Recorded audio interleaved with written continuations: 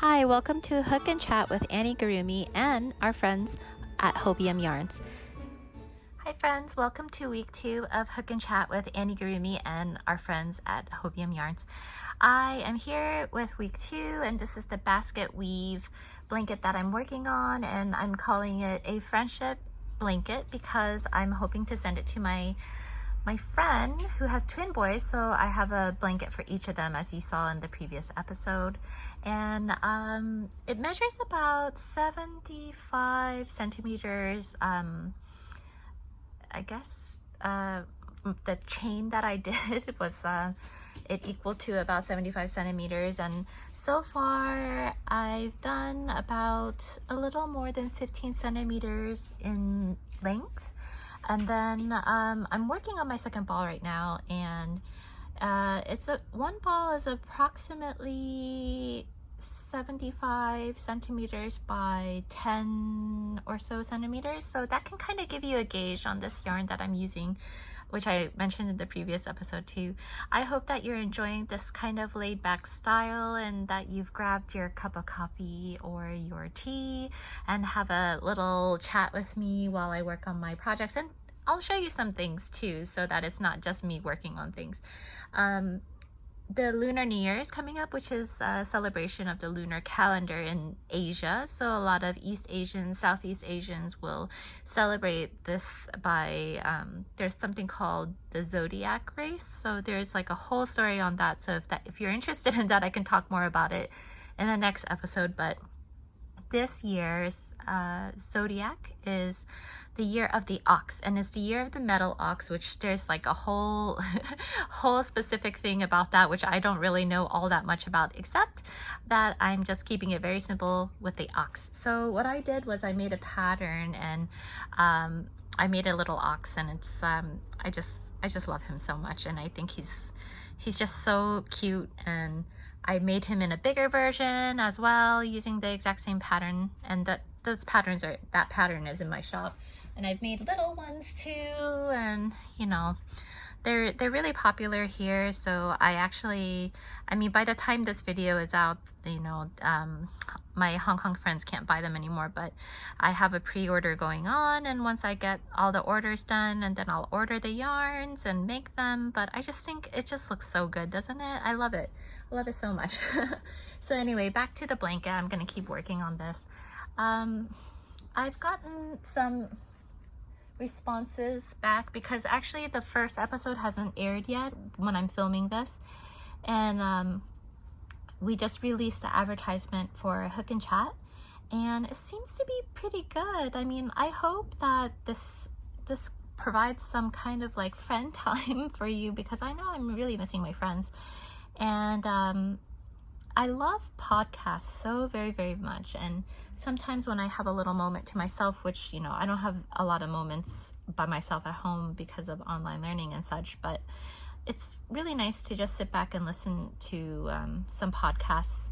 And most of them are so well organized and very informative and things like that. But I really wanted this to feel more like a chat with a friend, and as if we, you know, if we met in real life and went for a coffee, it probably would go something like this actually, where I would be crocheting away and talking about my day, and you know, ideally it would also be me listening to you and your day. But you know, since this is me just talking to myself, it is like a one-way kind of thing.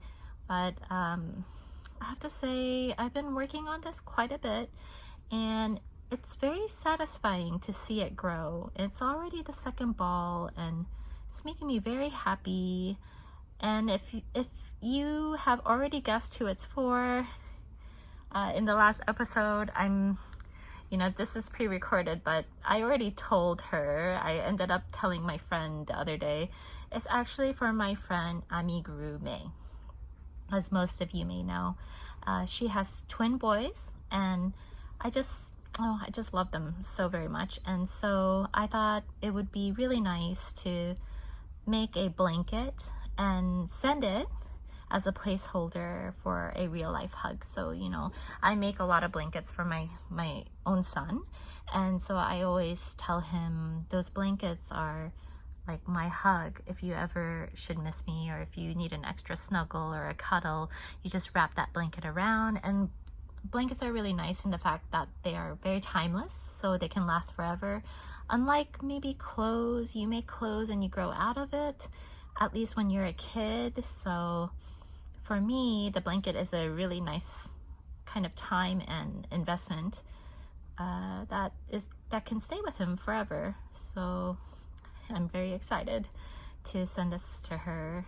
And I was having this discussion with a different friend, how sometimes when you are a maker or a designer or both, sometimes people, or I'm sorry, not people, sometimes friends will not make things for your kid, assuming that you will make it for yourself, or not make things for you as a gift because they feel that you can just do it yourself. But to be honest, those are the most precious gifts to me, when people take their time and hand make things.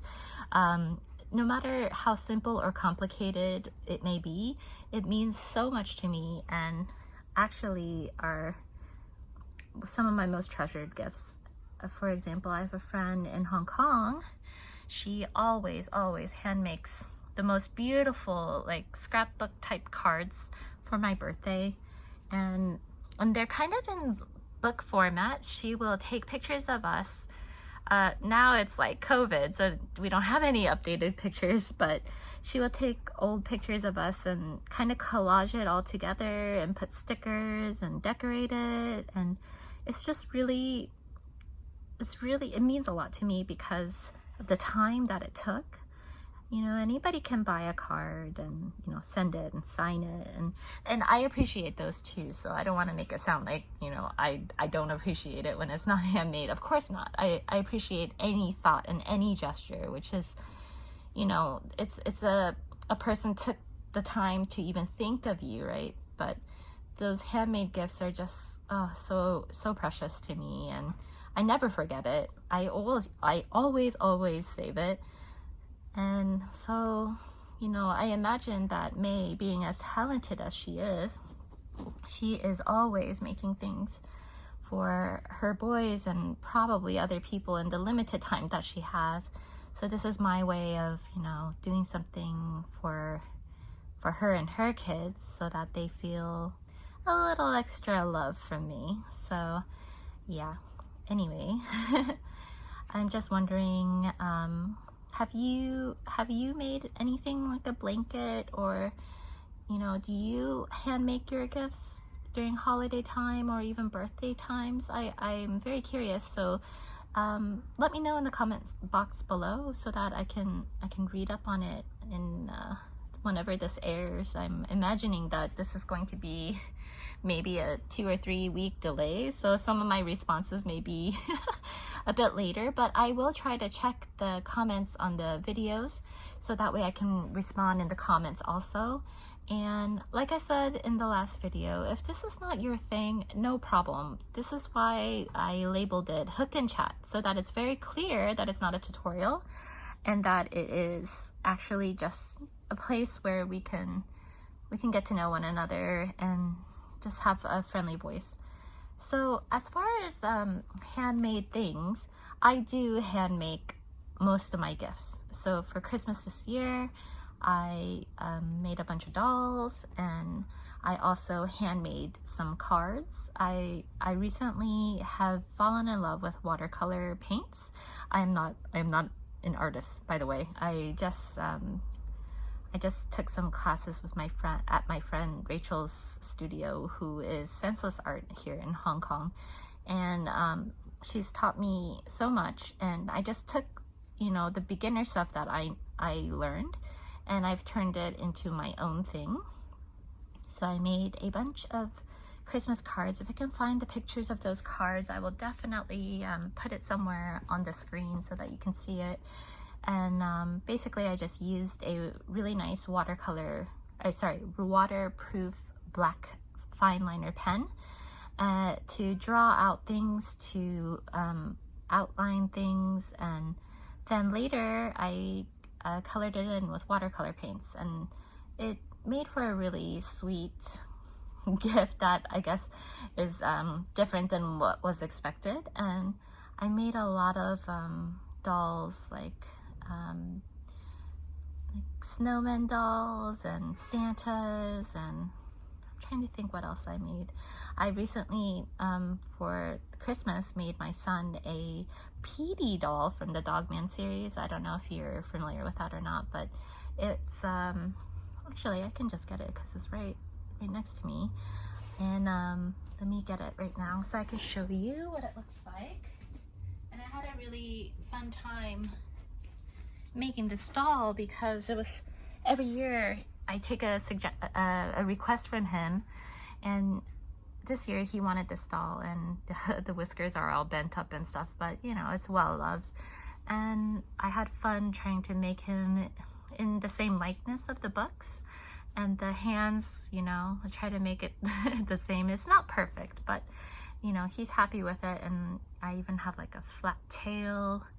We still don't know why he has a flat tail. I guess we'll find out in future books, but I had a lot of fun making this guy. And I'm sorry it's not a pattern because it's not my work. It's not my original design. It's someone else's. So I definitely do not have a pattern for this. So I'm very sorry about that for people that have been asking. I hope you understand.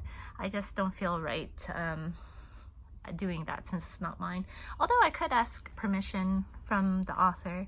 I could do that and ask, but generally I know that usually that's a big no-no because you know, trademark and copyright and stuff. But yeah, it was really fun. I made this for him, and he really likes it a lot. And I'm glad that it's identifiable, because sometimes I will make things and I wonder, oh, does this look like what I'm trying to make? I am not sure, to be honest. And I wonder, oh yes, we were talking about handmade gifts. Yeah, I really like making the gifts, and sometimes I pair them with books, you know, like I'll make a doll, and I'll try to pair it with a book that I think that they will like, and usually that works out really well.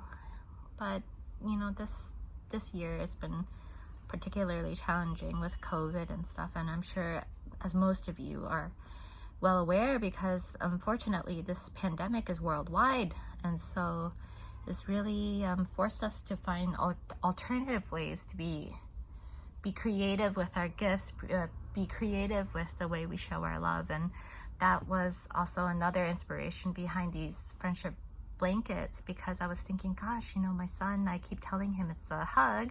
Wouldn't it be nice to receive this in the mail from someone that you love, that you miss so much, and just tell them, hey, this is a placeholder until we meet again. And every time you use this, I hope you think of me. So something like that. And yeah, I hope it's really well received. So I think what I'm gonna do is finish up this row right here, and then I'll go grab my Tunisian simple stitch blanket, and I will work on that a little bit so that you can see my progress on that. It's been really fun to be able to work on these two blankets at the same time, because sometimes I don't feel like doing Tunisian crochet, and sometimes I don't feel like doing crochet at all. So it feels nice to have that kind of flexibility in between when I'm working on other projects like Anniegurumi projects, you know. And I've made so many of those ox that I feel like I could do it in my sleep. Anyway, I will be back in just a few moments with my other blanket. So here is my Tunisian simple stitch blanket, and as you can see, it's grown quite a bit. It measures around the same as the other one, my basket weave, as far as the starting chain length. So it's about 75 centimeters, give or take, and I'm working with two different balls at the same time because I want the color change to be more gradual instead of quick stripes. So right now I'm working with two balls, and it's measuring about maybe about like 28, 29 centimeters. in length. And yeah, so if you're interested in either of these stitch patterns, you can find them in our previous videos. I have a Tunisian simple stitch as well as the basket weave stitch on both of our channels, at Anniegurumi and at Hobium Yarns on our YouTube channels. So I will work on this while we chat a little bit more. So yeah, handmade gifts are really nice, and since the Lunar New Year is coming up and it's quite popular here, I decided to do some pre-orders to see if anyone was interested in buying my physical dolls in Hong Kong. I can't do worldwide because it just will not make it there on time, and worldwide delivery is just not reliable at the moment. So if any of you are curious, I used to sell dolls here in Hong Kong as well before I did release a pattern. After I released my first 2 patterns, I decided to do a handmade market here, just selling my own designs, and it was really successful and it did really well, and I really enjoyed that. I did not enjoy making the same thing over and over again, which I'm reminded like during this this pre-order. But usually what I will do is, if I actually sell a physical doll, I do the math with my husband, you know, the cost of the yarn plus the cost of shipping, as well as the stuffing, the little add-ins, you know, the embellishments, as well as, you know, there are some fees such as you know, postage or like packaging and things like that.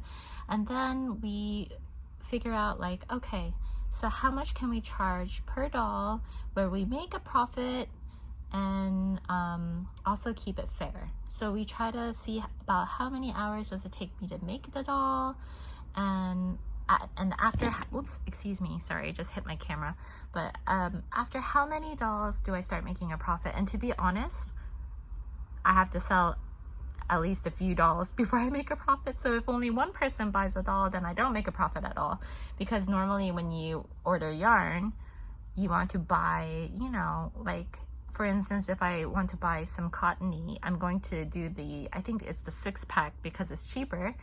So, you know, things like that. So we try to account for that. And because Hobium, it's just funny that I'm, you know, making a video for Hobium and talking about the yarns, because I'm using their yarns for my pre-order, but I'm waiting for the pre-order to close to see how much yarn I need to buy. So, you know, that is, it's very convenient because they deliver within 2 to 3 business days. So then I can get my yarn pretty quickly. I used to, before I knew about Hobium, I used to order from other, you know, foreign websites like UK websites, and they would take at least a month to get here. And so it's very hard for me to sell dolls and wait for that yarn. And the local yarn here, it's not really cotton. It's wool that's really popular here. And so it's, for Anniegurumi, I like to use cotton. So anyway, we'll see if anybody orders. I mean, I have one order so far. So we'll have to see. I definitely do not make a profit if I only sell 1 or 2 or 3 even.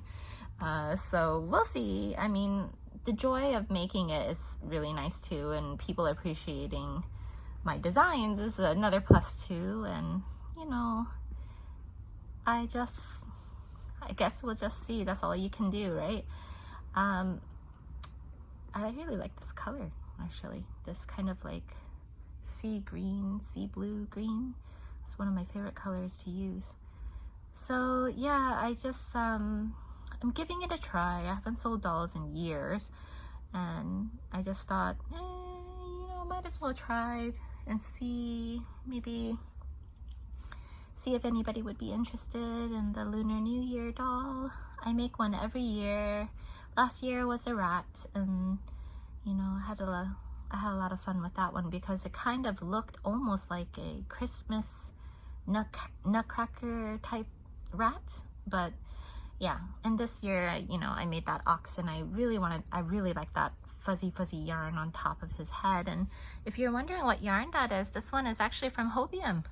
This one is called the, is it Yarn Art? It's mink. If you look up mink, you'll see it. It's very nice. It's a very, it's considered, I think it's considered chunky or bulky, but it's a very thin yarn that has a lot of fur on it. So I can see why they categorized it like that, but it's quite nice. I really like it. And the one ball of that goes a long way for these ox because it's just their tail and the top of their head. So yeah, I'm just plugging away here, and I usually do that Netflix and hook kind of thing, you know. These are pretty, this one especially is pretty mindless, but the problem is if you miss one of those vertical bars, you gotta undo the whole thing because it's very obvious when you miss it. There's a giant hole in the center. But the basket weave one's quite easy too, because you know, after a certain number you can just see how many bars you have and then switch it to the other way. So these patterns have been, these blankets have been really nice to just relax with and kind of keep your mind on whatever you're watching, whatever you're listening to. So yeah, I'm really curious to see how many balls I will need. I actually thought I would only need 6, and I'm hoping that I only need 6 because that's what I have.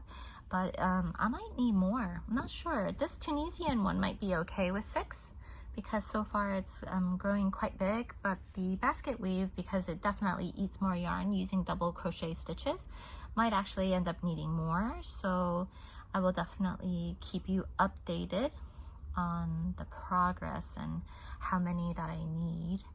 And I know I asked this last episode as well, but please let me know if you enjoy this series by leaving in the comment box below so I know if I should continue this series or not continue it, because everything is just a trial, you know. I'm just trying, and I'm trying to see what is nice for you, and I enjoy it, but you know, I don't know if you enjoy it. So it would be really great if you rather see tutorials on different stitches. I'm happy to do that as well. So please leave me some constructive criticism, and if you do enjoy it, the encouragement would definitely be nice so that I just have an idea. I want the videos that come out on Hobium Yarns YouTube as well as my YouTube to be something that you look forward to. So if this is not something you look forward to, then no problem. Seriously, no problem.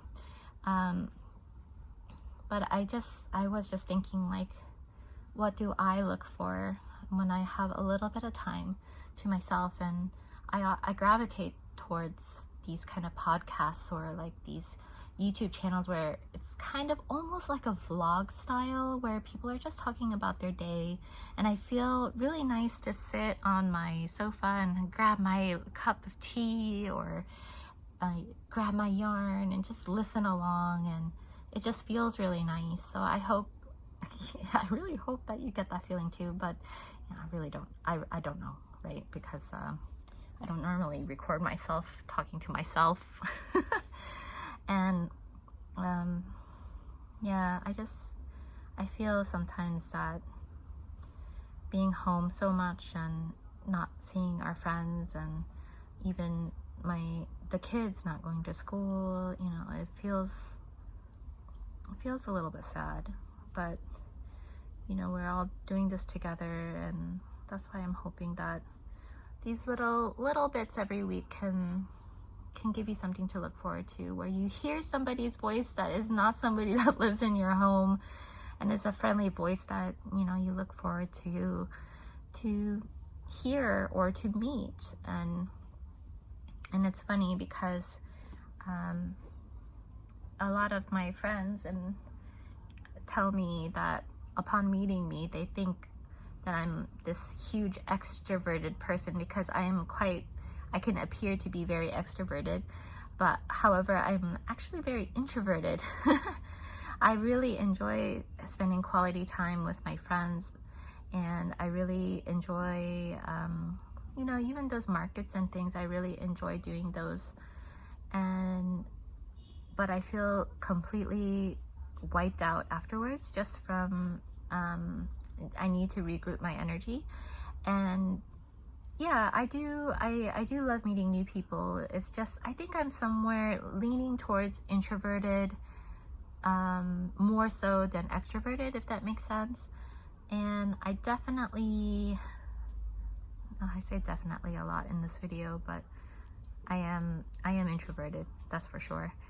I used to be, you know, I used to be in the performing arts, and I did enjoy that, but I did find that I was very exhausted after each show or each, you know, whatever I was doing. And it's all a learning process, right? Learning more about yourself, learning to take better care of yourself. So I know that I get very drained from big group events and things. So whenever in the past, prior to COVID, I would make sure that I would take a little time for myself before and after I needed to do things where I needed to be in a big group. And it really did help a lot to take that kind of special attention, to know to do that for yourself, if that makes any sense. And on especially Instagram, there are a lot of people that I've become friends with, and I'm just really excited to one day meet them. I have so many friends that inspire me, and so many friends that I learn from, and so many friends who encourage, and it's really lovely, the community on Instagram, I have to say.